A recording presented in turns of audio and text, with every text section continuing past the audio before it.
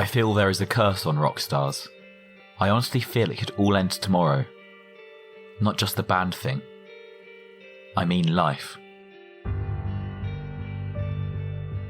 The words of Marc Bolan, the hippie mystical mod from London's East End who applied glitter under his eyes in the 1970s, and in the process invented glam rock to become one of rock music's biggest and brightest stars. Until a moonlit night in September, 2 weeks before his 30th birthday, dimmed his light just as suddenly as it had burst onto the scene. Marc Bolan loved cars. Cars ruled his life. It was a car that took him away to rockstar nirvana. The irony? Marc Bolan couldn't drive. The idea of driving scared him to death. He also famously told his manager he would like to die in a Mini. His wish came true.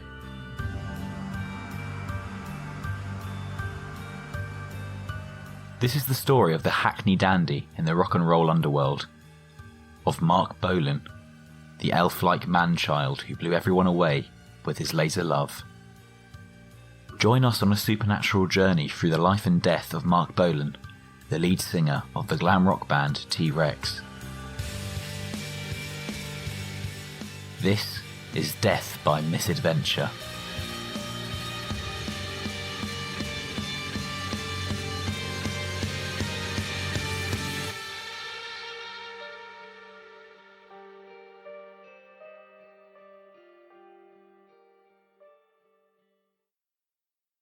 Half Jewish, half Christian, Marc Bolan was born Mark Feld on September 30th, 1947, in Stoke Newington, London. He was named after his uncle, Private Mark Feld, a Jewish soldier serving in Great Britain's armed forces who was beaten to death by a fellow soldier during an unprovoked anti-Semitic attack. Bolan's uncle was just 20 years old and died 13 months before Mark was born. Mark knew of his heritage, and it was to have a profound effect on him towards the end of his own life.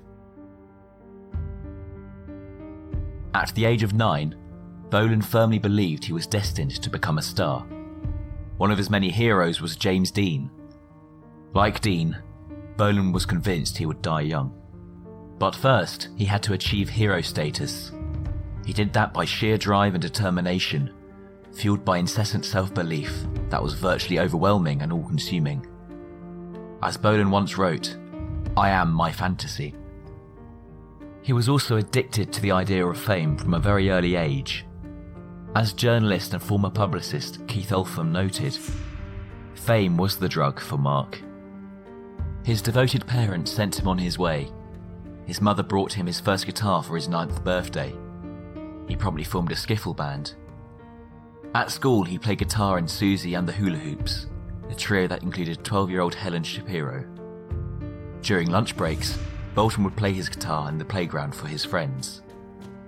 As a boy, Bolan would loiter at the stage door of the Hackney Empire, touching the hem of the garments of stars such as Cliff Richard and Marty Wilde. Marty would go on to become another of Bolan's musical influences.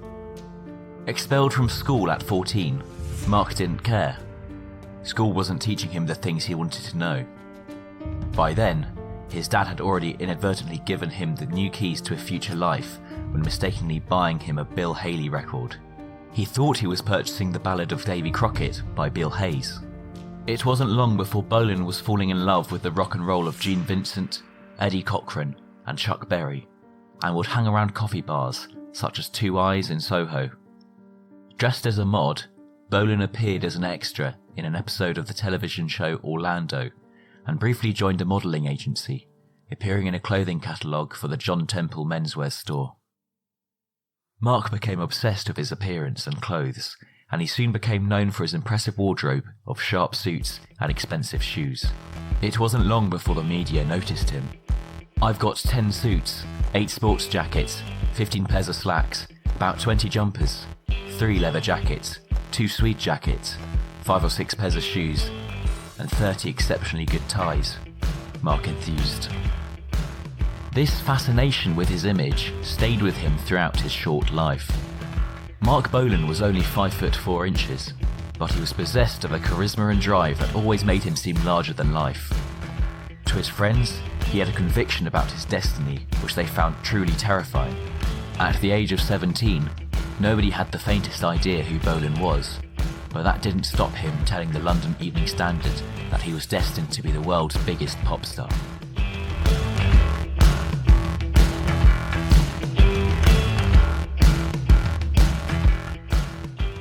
Bolan moved in with child actor Alan Warren and changed his name to Toby Tyler. Bolan spent hours sitting cross-legged on Warren's floor, playing his acoustic guitar. Warren saw the potential and became Bolan's manager. This proved to be a vital path into show business. Bolan at this time liked to appear in boho chic and donned a corduroy peaked cap similar to Bob Dylan. Dylan was his current source of inspiration. Marc then changed his name for the last time, combining Bob and Dylan to form Bolan. As journalist Mick Brown puts it, Bolan was a chancer, a hustler, skulking in music business boozers, telling everybody who would listen that he would one day be bigger than Elvis. He pitched himself at manager Simon Napier Bell, announcing that he was going to be the biggest British rock star ever. Impressed by Bolan's self-belief and dazzled by his outrageous prettiness, Napier Bell persuaded Parlophone to let him record the single Hippie Gumbo. The record flopped, but it found its way to John Peel, who would plug Bolan's record on the radio and invite him in for sessions and poetry readings. Bolan's imagination was filled with new ideas, and he began to write fantasy novels as well as poems and songs, sometimes finding it hard to separate facts from his own elaborate myth. He famously claimed to have spent time with a wizard in Paris. As Napier Bell tells it, the story Marc told everyone was that he'd met this wizard in the Bois de Boulogne, who had taken him back to his house where he'd stayed for 3 months, studying magic, making potions and so on. Actually, he'd gone on a weekend trip to Paris and met a conjurer in a gay club and spent the night with him. But if he faced him with this, he'd just laugh. Marc had the greatest sense of humour in the world. He'd laugh at himself more than anybody else. Bolan had a seductive charm and an ambivalence that made him attractive to both men and women, even though he had the biggest ego in the world. When he first came to me, Napier Bell recalls, he said, "I don't know why we need to make a record. All we need to do is put up posters all over town and I'll be just as big a star." Marc became a band member of Napier Bell's John's Children in 1967 and stayed with them until June and wrote their most memorable track, the single Desdemona. This achieved minor notoriety for being banned by the BBC. The broadcaster objecting to the line, "Lift up your skirts and fly," deeming it to be too provocative when Bolan's only intention was to paint the picture of a witch straddling her broomstick. Despite this, the single almost hit the British top 50, and could well have risen had it not been for the ban that restricted its airplay. Bolan left John's Children to reinvent himself, his songwriting taking off into new spheres as he began penning many of the poetic and neo-romantic songs that would appear on his T.Rex albums. Bolan was going around telling people he was the reincarnation of a Celtic bard. Seeking members for his new band, Bolan placed an ad in the weekly music newspaper Melody Maker. 4 musicians were chosen. However, following a disastrous debut gig at the popular hippie club The Electric Garden, Track Records repossessed Marc's instruments. The company still owned them under his John's Children contract, and the 5-piece band named Tyrannosaurus Rex was reduced to a duo. Bongo player Steve Peregrine Took, named after the Lord of the Rings character, and Marc on guitar. They gigged extensively and slowly but surely started to gain a devoted following amongst the hippies and students. Around this time, John Peel discovered Marc's Hippie Gumbo single and played it a few times on his radio show. Marc wrote to thank him, and the two struck up a friendship. Peel then ensured that the band was booked to appear at venues where he was appearing as a DJ/compere. It was another step along the road to success. Marc and Steve gained an even wider audience for their unique style of music, and Marc's dream of stardom was on the road to becoming a reality. Simon Napier Bell, however, felt he could no longer do anything for the band and left. Bolan signed a new management deal with Black Hill Enterprises, where Marc was introduced to his first great love and future wife, June Child. The band's breakthrough came when an American producer named Tony Visconti walked into the Electric Garden, which was now called Middle Earth. Bolan was on stage, in his familiar cross-legged position on the carpet, hunched over his guitar, his face half obscured in a cloud of curls, while Peregrine Took banged his bongos beside him. Visconti was immediately struck by their originality. I came to London thinking the British countryside was full of rock groups, but I soon realised that the four-piece pop group was used to exhaustion. The sound of Tyrannosaurus Rex and the music was kind of tribal, but it had the elegance of Marc's lyrics. They were stunning. I didn't see a musician, remembers Visconti. I saw a star. I went up to him and he said, "Oh, you're the 8th producer I've met this week. John Lennon was in here last night and he wants to produce us."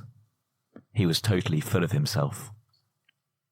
At 10 the next morning, Bolan called from the street outside Visconti's office. He made it sound casual, says Visconti. "I'm just passing by. We'd like to come up and audition," said Bolan. They unfurled their carpet on our floor and played the whole set. The rest, as they say, is the stuff of legend. With Visconti at the helm and the drug-addled Steve Took replaced in 1969 by Mickey Flynn, whom Bolan met in a health food restaurant, the first couple of albums stayed firmly within the realm of magic mushrooms and pixies. Their first single, Deborah, saw chart action, peaking at number 34 in April, and their first album, My People Were Fair and Had Sky in Their Hair, but Now They're Content to Wear Stars on Their Brows, recorded for next to nothing and released in July, proved to be a success, charting as high as number 15 in the album charts. However, their second album, Prophets, Seers and Sages, The Angels of the Ages, was not so successful, although the second single, 1 Inch Rock, bettered the chart high of Deborah and breached the top 30 at number 28. Bolan made 4 albums as Tyrannosaurus Rex, but the acoustic meanderings and whimsical lyrics had limited appeal. None sold more than 25,000 copies. By now, Bolan and June Child were spending a lot of time together and soon fell madly in love with each other. June was a music business fixer. One of her roles was to watch over Pink Floyd's damaged genius, Syd Barrett, who had briefly been her lover. June was 4 years older than Marc, was smarter and more worldly wise. Bolan was obsessed with Lord of the Rings, but he was dyslexic and had never actually read it, despite his great passion for that fantasy adventure world. June read the 3 volumes out loud to Bolan as they lay in bed together. She filled in all the pieces that were missing in his life. June became his lover, chauffeur, minder, mentor, and eventually, his wife. Musically, Bolan, Visconti, June, and the members of Tyrannosaurus Rex charged on. Bolan decided to adopt a more electric sound. It proved to be the catalyst for momentous change. The 1970 disc, Beard of Stars, reached the top 30. Then Bolan changed the band's name to T.Rex, released Ride a White Swan, and suddenly they were on top of the pops with a giant hit. Ride a White Swan combined the surreal fantasy imagery of his hippie days with a driving, insistent rhythm that could only spell one thing: commercial success. It was his first real hit, and Bolan's elfin face and full head of flowing locks suddenly hit the front pages, dominated the music magazines, and almost single-handedly created the teeny bop phenomenon. His student following accused him of selling out, but Bolan didn't care. Overnight, he had realised his dream. He was a teen idol. Within a year, Bolan's T.Rex were bigger than the Beatles and outselling Hendrix and The Who. The story goes that it was Chelita Secunda, the wife of Bolan's manager, Tony Secunda, who sprinkled glitter under Marc's eyes and glam rock was born. Or as John Lennon puts it, just effing rock and roll with the lipstick. "If God were to appear in my room," Bolan told one journalist, "obviously I would be in awe. but I don't think I would be humble. I might cry, but I think he would dig me like crazy. After Ride a White Swan came the rush of T.Rexity and a string of chart toppers. The album Electric Warrior, 1971, cemented itself at number 1 for 6 weeks, followed in 1972 by The Slider, which also took Bolan into the US Top 20. Bolan Mania was alive and well. It was like being jealous of your best girlfriend, recalls Liverpudlian pop singer Cilla Black, who performed with Bolan on The Cilla Show. He had everything. The hair, the eyes, the makeup, the glam. The worrying thing was you did kind of fancy him, being this feminine-looking guy. But then you had the music as well. Both things together, and the combination was unbelievable. Yet, just 2 years later, in 1974, the phenomenon was already waning. Bolan, awash in brandy and cocaine, alienated his band and friends with irrational fits of egomania.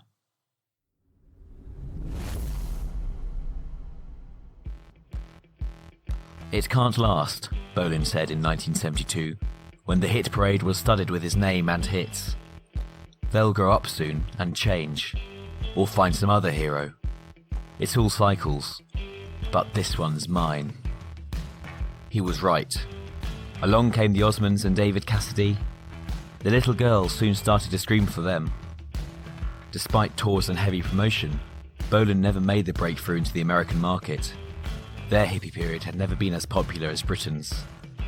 It happens to most rock stars, Visconti says with a heavy sigh. We'd be in the studio saying, "What's going on?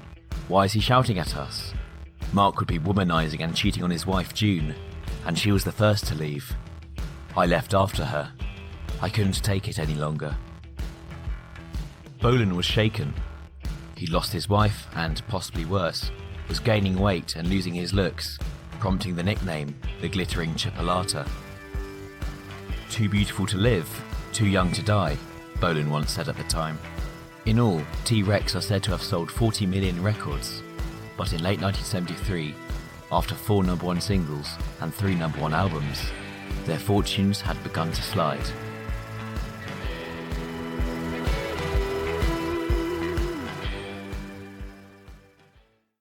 Placing his fears aside, later that year in 1973, Bolan and T.Rex flew to Munich to record their 9th album, Zinc Alloy and the Hidden Riders of Tomorrow. It became T.Rex's first album not to make the top 10. Bolan himself later admitted in an interview that musically the Zinc Alloy period was terrible. He was involved with drugs, high on cocaine, and was drinking excessively. He said he just didn't want to be a rock star anymore. Bolan felt lost and was facing a spiritual battle linked to his traumatic past. Part of Bolan's insecurity was deeply rooted from his childhood as a half-Jewish child growing up in the East End, and he felt emotionally disturbed by the fact that he was named after his murdered uncle.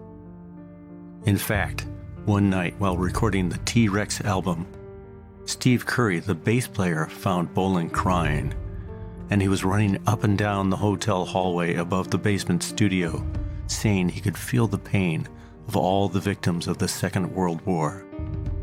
Bolan was spooked by the fact that a concentration camp was less than 20 miles away from the recording studio. His girlfriend, Gloria Jones, witnessed the breakdown. She told friends that Bolan came back into the control room and was freaking out. He was scared and he wanted to leave. He said he was being followed by a crying Jewish family he believed to be Holocaust victims. Gloria believed Bolan was fighting an emotional life and death battle at this point. He was trying to cope with Germany, his family background, and his career falling apart. Bolan was living a nightmare and on a fast downward spiral. It was becoming too much for him. All of Bolan's relationships were breaking down by then. Apart from Gloria, he didn't have anyone to rely on because Visconti was about to go and work with Bowie, and his mates had decided to leave the band. They'd had enough.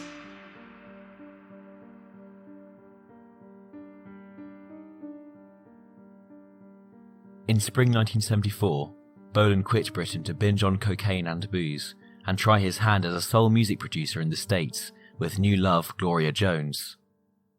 Gloria Jones first met Bolan in 1969 at a party in LA. Jones was playing the piano when he walked in. Bolan, she remembers, was wearing a cape like a pair of wings. Somebody said he was going to be the next Beatles. She'd never heard of him.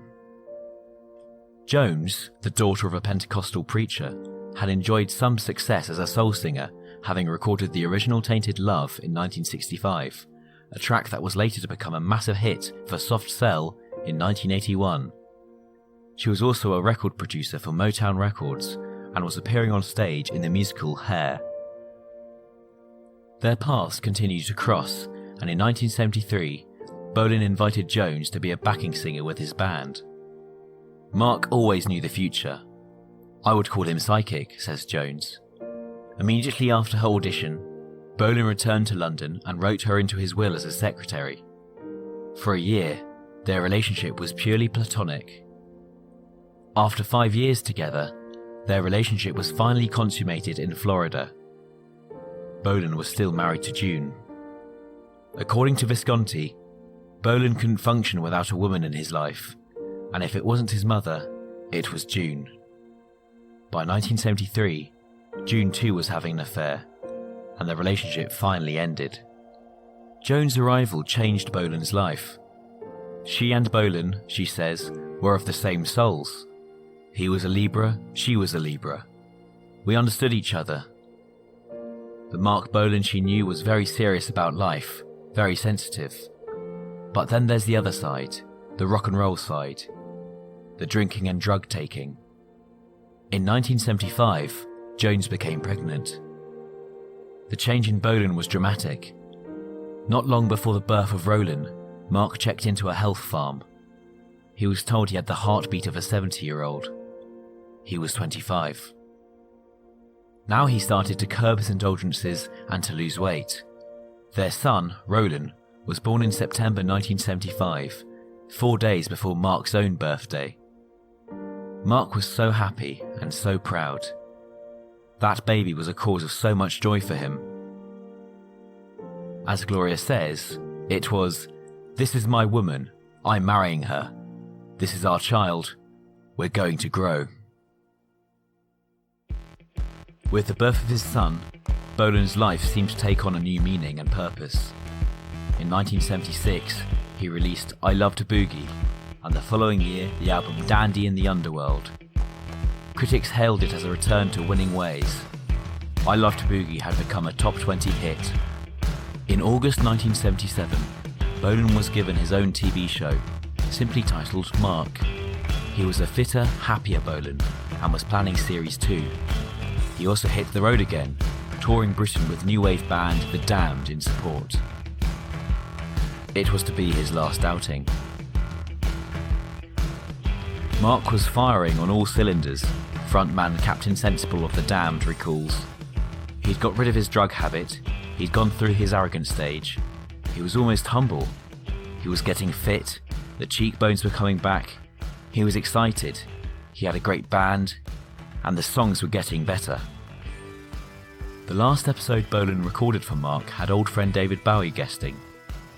On a narrow stage, the duo sang together at the conclusion of the show. As they finished, Bolan stepped back and accidentally tumbled off the stage, leaving Bowie standing alone. In a way, it was kind of symbolic. There was always this idea in Marc's mind of die young and make a good corpse, says Keith Oltham. That horrible expression? He once said, "I honestly feel it could all end tomorrow. Not just the band thing. I mean life." And these weren't just flippant remarks. They did seem to come from some weird inner conviction.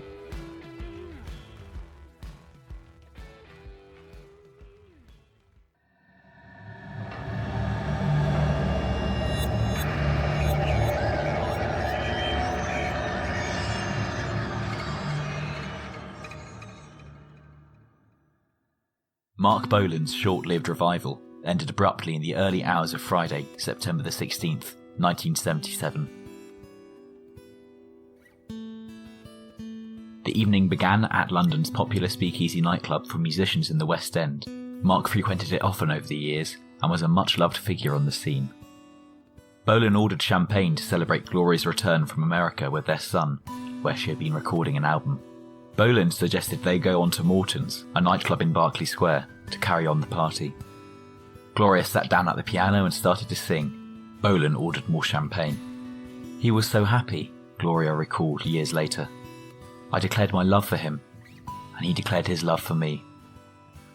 It was after 4 a.m. when they left.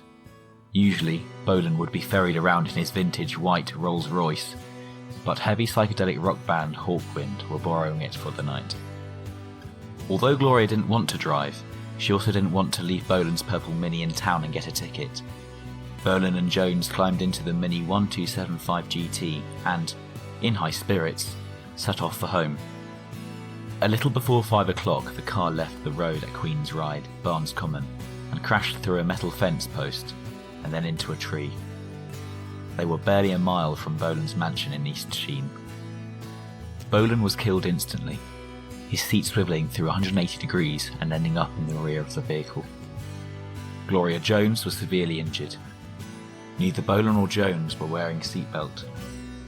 The car was written off, chunks of engine forced through into the passenger compartment. Jones suffered facial injuries, a broken collarbone, broken jaw, and foot. It had been alleged that Jones was drunk at the wheel, but she's adamant she only had the one drink. Friends can vouch for her too. One was quoted as saying, "Gloria had a lot of self-control. She had a very clear-minded American outlook in that respect. She was the type to have one drink, then call it quits and not have any more, because she wanted to stay in control of her faculties." The spotlight fell on the Mini, which had recently been serviced. Its wheels had been balanced and a tyre had been replaced. However, it has come to light that when the Mini was examined after the accident, the pressure on the offside front tyre was only 16 pounds, 12 pounds less than it should have been. Also, one of the rear tyres was marginally down, and 2 nuts on one of the front wheels were not even finger tight. In his book, Bolan, The Rise and Fall of a 20th Century Superstar, Mark Patras suggests the vehicle may have been one of several used by Pink Floyd's management company, and it had been souped up in accordance with the band's thirst for high-speed motor racing. Bolan's publicist, B.P. Fallon, visited the crash site in Barnes personally. "I got a phone call in the morning from my friend Fatchner O'Kelly, who was the manager of the Boomtown Rats. He said, 'Have you heard the radio today? Mark's dead.' It was unreal. Elves had died not long before, and I was round Mark's house when the news broke. Mark said, 'Do you know what? I'm really glad I didn't die today, because I wouldn't have made the main story.' When Mark died, I think it was the same day as Maria Callas. He got the main story, thank goodness." But when you think about some of Mark's phraseology, Tyrannosaurus Rex, eater of cars, hubcap diamond star halo, 77 is going to be heaven, the latter being a line from Bolan's final single, Celebrate Summer. It's all writ, it's all known. Estranged wife June Bolan went to pay her respects to Mark's dead body. "She told me his face looked so beautiful, and he had only one little mark over his eyebrow," says Tony Visconti. "That was the only indication he'd been in an accident. She couldn't understand how that had killed him. Just one tiny little mark." "What I learnt in life," says Gloria Jones, "is that one is chosen to be there for the good and the bad. Nobody around us was saying, 'Don't drive, let's put you in a taxi.' When you're a star, you have your valets and your bodyguards. But that night it was just Mark and me. My point is, if we had been in that bad a state, somebody would have said, 'You guys can't do this.' At the point on Barnes Common where the crash occurred, the road curved. There was a small hump, the tarmac then giving way to gravel. And when we made that turn, says Gloria, we weren't on the road, we were on the gravel. We'd been driving for 45 minutes and the wheel came off on that hump. If we had been in a larger car, Mark would have survived." Harry Feld, Bolan's older brother, was on early morning duty driving his bus in Portsmouth when he heard of the demise of Mark. Harry immediately drove to London to collect Phyllis, then stopped at Bolan's house before going into the hospital to identify his brother's body. Harry returned to Bolan's house an hour and a half later, only to find that the house had been stripped. All Mark's guitars, his clothes, everything. The big bedroom upstairs was his music room. He had cupboards full of tapes. The whole bloody lot went. It appears whoever ransacked the house had a key. There was no sign of forced entry. Marc Bolan's funeral took place on Tuesday, September 20th, 1977, at Golders Green Crematorium. Gloria Jones was still recovering in hospital and was unconscious. She wasn't told Mark had died until the day of the actual funeral. On that day, rock royalty was in attendance, including David Bowie, Rod Stewart, Steve Harley, and band members of The Damned. Elton John sent a bouquet, and the centerpiece was a huge white swan made from chrysanthemums. Marc Bolan's funeral was a traditional Jewish ceremony with a dramatic flair. There was a rabbi reading a eulogy, and Mark's coffin was placed in the middle of two twin railroad tracks to take him on his final journey home. His producer, Visconti, remembers, "The eulogy was beautiful, and when the funeral organ music started, a big robotic arm appeared out of a crack just in front of the coffin to move Bolan's body along the rails. As he moved towards us, a pair of doors opened, and flames burst out in front of us. At that moment, Mark's mother screamed, 'My boy!' I started crying, and everyone lost it." Bolan's final last bow before he climbed the stairway to heaven. Although many of his songs refer to cars, Marc Bolan himself was scared to death of driving. Despite owning his famous white Rolls-Royce, among many other ostentatious vehicles, he never learned how to drive. The one and only time Mark did get behind the wheel of a car was when first wife June tried to teach him. Mark was very enthusiastic, but didn't enjoy the experience. In fact, he was deeply shocked when he thought he'd lost control of the car. And yes, that too was a Mini. When he climbed out, Mark had made his mind up. He was never going to drive a car again. Interestingly, in September 1973, on Battersea Bridge, and following their breakup, June Feld lost control of her Ferrari, crashing sideways into 3 oncoming cars before piling head-on to another, causing over 2 hours of major traffic jams on both sides of the Thames. June was breathalyzed by police before being taken to Chelsea Police Station, where she was kept for 90 minutes. An eyewitness said, "I saw this woman driving this Ferrari across the bridge. Then there was a tremendous bang. It seemed as if there were smashed cars everywhere." The woman seemed dazed and muttering. Eddie Cochran, Bolan's great hero, also died because of a car crash in England in 1960. The date?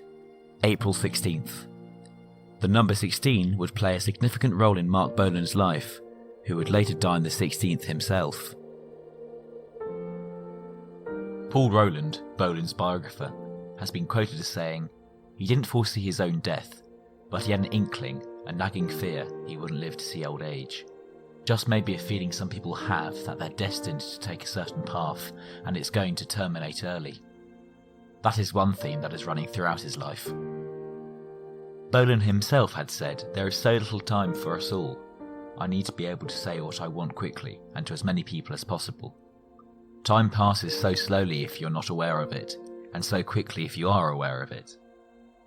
The thing about success, certainly in the rock and roll business, is that it gives an incredible amount, but what it takes away is irreplaceable, and sometimes I get a funny feeling inside me that I shan't be here very long.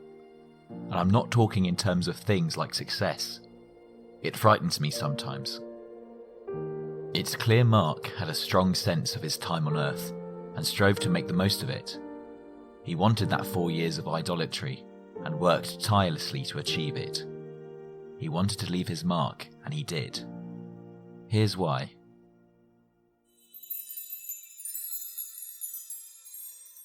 Marc Bolan was born on September 30th, 1947, under the zodiac sign of charming Libra, and had his moon in fiery Aries. Ruled by Venus, Bolan was a true romantic at heart, and he was best known for his amazing sense of style, charismatic personality, and movie star looks. He used his Venus energy to fuel fans' desires and strut his stuff musically. Bolan also had his flashy side channeled by his Aries moon. He was fearless on stage with his moon squared by Mars in Cancer. He loved to perform, and his life was an emotional drama on and off stage. Like a true Libra, life would imitate art, and he used his other Libra planets in Mercury, Venus, and Neptune, and his intuitive nature to create a fantasy rock star life. In that sense, it seems that Bolan almost psychically knew his time on Earth would be short, but memorable. On tour in 1967, The Telegraph wrote Bolan was rumored to have role-played a conversation in the future, in which he would become world famous with his manager Simon by his side. "Of course, I'd have to die in a car crash like James Dean or Eddie Cochran," he said. "Then my records would sell much more." "In a Rolls Royce?" Simon asked. "No," Bolan replied, "in a Mini." 10 years later, after Champagne with Friends, Marc Bolan, the passenger in a Mini, was killed in a tragic car accident in 1977. Another story. During his last tour of France, Bolan visited the Louvre, where he spent several hours staring at the painting by Magritte called September 16th. The moon in the painting depicts the same phase as the moon was on the night he died, on September 16th. Friends of Bolan even claimed that he had a premonition he would die before the age of 30. Even stranger, Aries rules metal objects such as cars, but Bolan was terrified of driving, and he feared one day he might actually die in a crash. All these strange coincidences collided when Bolan died the morning of September 16th, 1977, 2 weeks before his 30th birthday.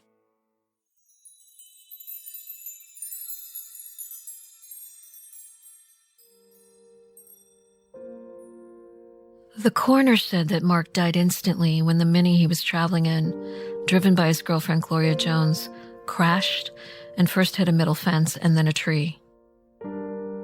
The birth time of the two lovers is unknown. However, the karmic ties between the two in their synastry chart is undeniable. The planet Venus in Libra plays a starring role in their birth charts, combined with Uranus in unpredictable Gemini. Yes, it was a passionate and tragic love story where fate would play a significant role in their relationship. It appears Marc and Gloria had an undying love for each other that added a mystical quality to their connection, but would forever bring emotional suffering and struggle for the mother and son. Another factor I look at when reviewing the chart of someone's death is the placement of the ascendant and the astrological moon sign. I often see the natal ascendant and the moon on the exact day of death are eerily connected to each other, and this is exactly the case with Marc Bolan's chart. On the day of the crash, September 16th, Moon in Libra was loosely conjunct Pluto in Libra.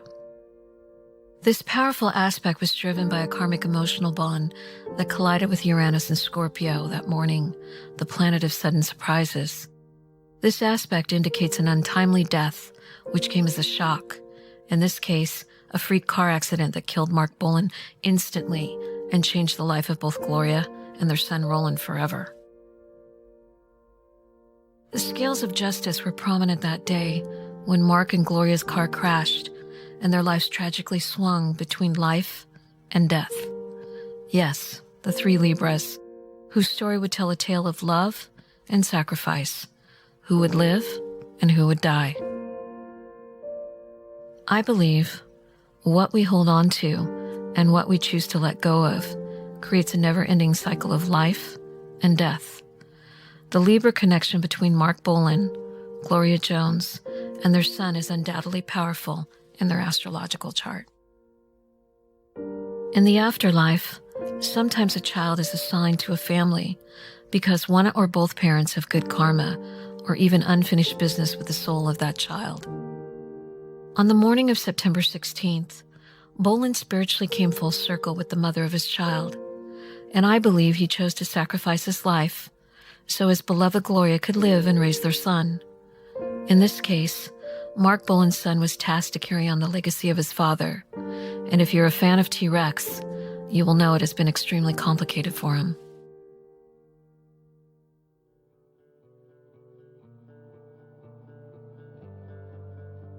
What's in a number?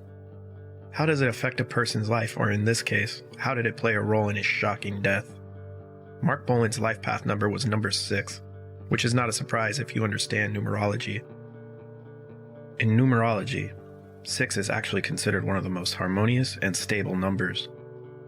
However, perhaps for that same reason, when something unexpected happens and the 6 falls into discord and disharmony, it becomes possibly the most destructive and dangerous of all numbers. One of the issues connected with this number is that people with life path number 6 are defined by the relationships in their life and are often prone to worry and are perceived as anxious. This was certainly the case for Marc Bolan because he was terrified of dying young in a car accident. Unfortunately, was it his paranoia that contributed to his untimely death, or a premonition or soul contract that he had with his girlfriend, Gloria Jones, who was driving at the time of the crash and had the life path number 3? The person who holds the life path number 3 is a powerful psychic, and it's a creative number that represents the bringer of change. No doubt, both Marc and Gloria's life was changed forever that day.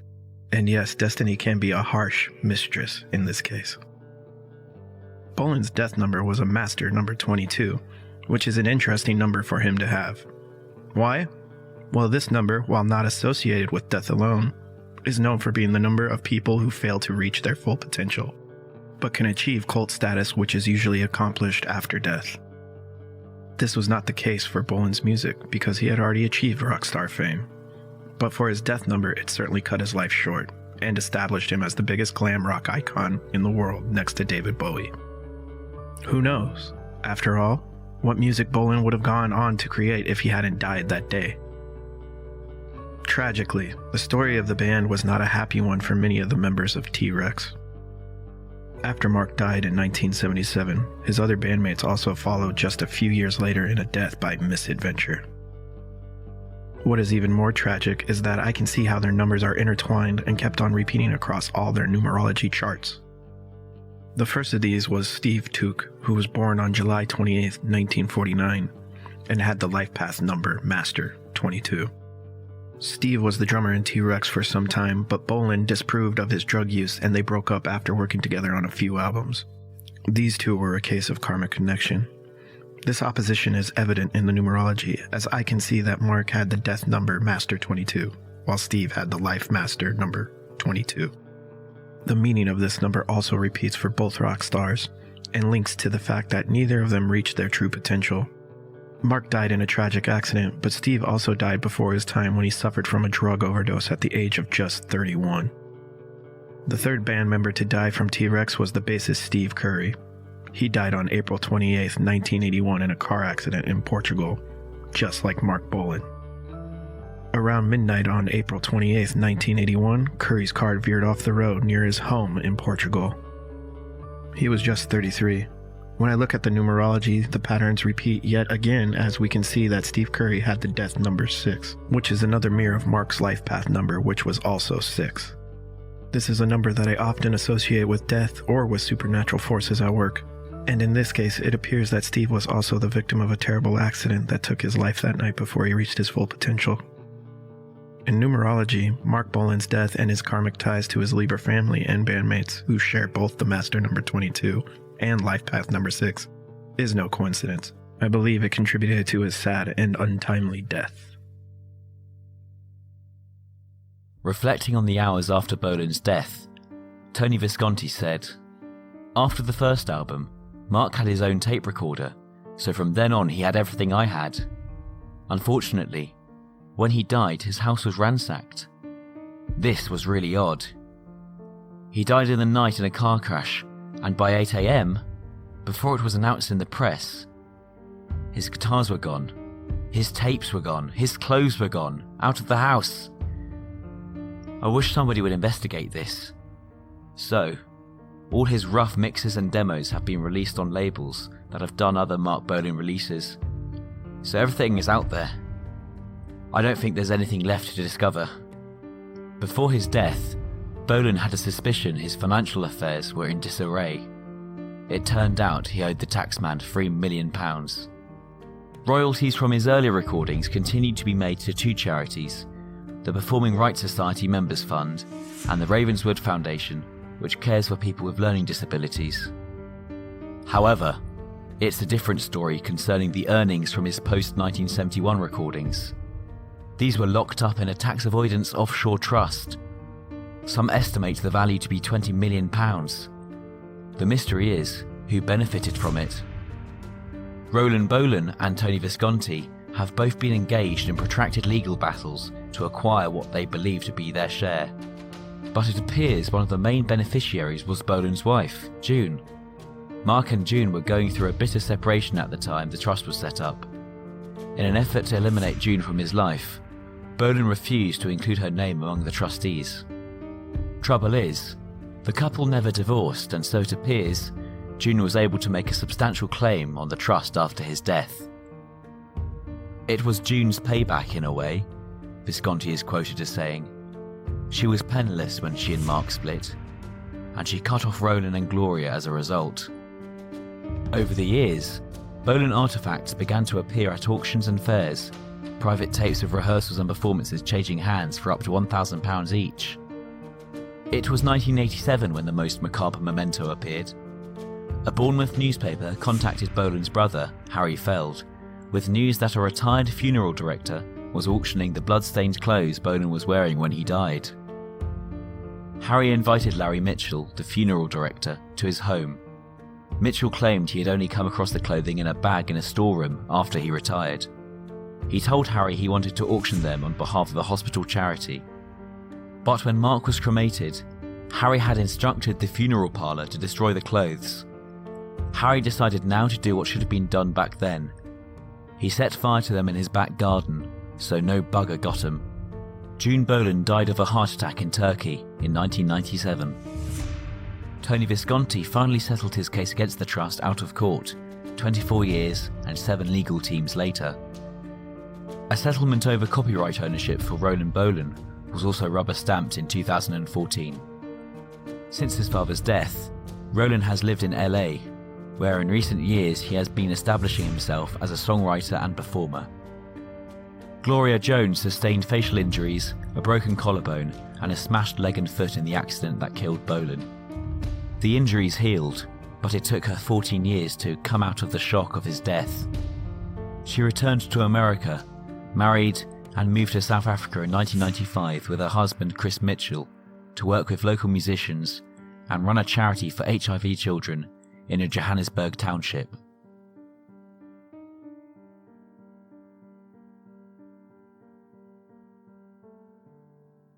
As we know now, Mark was a huge fan of Eddie Cochran, but what many people don't know is the young Marc Bolan, aka Mark Feld, was just 13 years old when he actually met Cochran outside the Hackney Empire, a theatre in the London borough of Hackney, where Cochran had just played a concert. Cochran allowed Mark to carry his guitar out to his limousine. Eddie Cochran's reign as a rock and roll star lasted 4 years. Maybe that's why Bolan famously remarked, "The prospect of being immortal doesn't excite me, but the prospect of being a materialistic idol for 4 years does appeal." In the event, Bolan got just 2 years. Between 1970 and 1972, his group T.Rex had 4 #1 singles, 3 at number 2, and for a brief, delicious moment, Marc Bolan was, if not the world's, then certainly Britain's biggest pop star. Eddie Cochran, as we know, died as a result of a car crash on the 16th day of the month, as did Mark. We leave you now with this last mystery, the most startling aspect to Bolan's life and death as a rock and roll star can perhaps be found with this tantalising twist. One of Bolan's last recorded songs is Celebrate Summer. It appeared on Dandy in the Underworld, his last album. A line in that song, "Summer is heaven," in '77, Put that together with this, and everything is neatly rounded off. The titles of Marc Bolan's first 2 recordings were Mrs. Jones and The Road I'm On, Gloria. Gloria Jones, Mark's girlfriend and mother of his son, was the driver of the Mini that crashed and killed him. Indeed, the lyrics to Gloria, recorded in 1963, can be seen quite eerily to foreshadow Mark's death. The road I'm on. Since we last loved Gloria, the sun's been up and down that many times. Since we last loved Gloria, I've been sharing love with women of kinds. Summer ends and leaves start dying. You won't see Robin crying. He knows where the sun is hiding, to another nest he's flying. You gave me reason, now I've got to roam, 'cause the road I'm on, gal, won't run me home. Hear my words, Gloria, echoing from mountains with a cry. Hear my words, Gloria, you'll see them, gal, reflecting of the sky. Hear it in the cold wind blowing. Hear it in the rivers flowing. No one in the mind that's growing. See, 'cause the cards that's showing. You gave me reason, now I've got to roam, 'cause the road I'm on, gal, won't run me home. 'Cause the road I'm on, gal, won't run me home.